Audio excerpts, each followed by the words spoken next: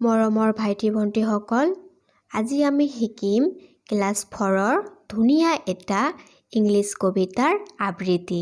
তেন্তে বলা ভিডিঅ'টো আমি আৰম্ভ কৰোঁ। কবিতাটোৰ নাম look at the moon. Look at the moon. She is shining up there. Oh mother, she looks like a lamp in the air. Last week she was smaller and shaped like a bow, but now she's grown bigger and shaped like an O.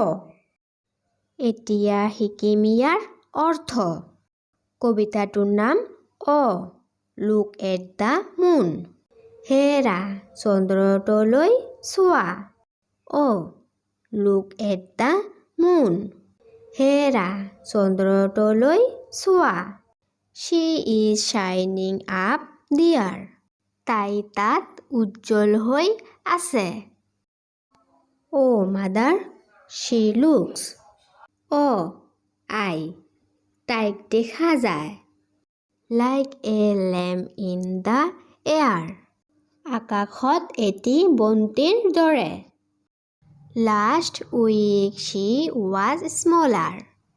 যোৱা সপ্তাহত তাই সৰু আছিল। And shaped like a bow. আৰু ধনুৰ দৰে আকৃতি লৈছিল। But now she's grown bigger.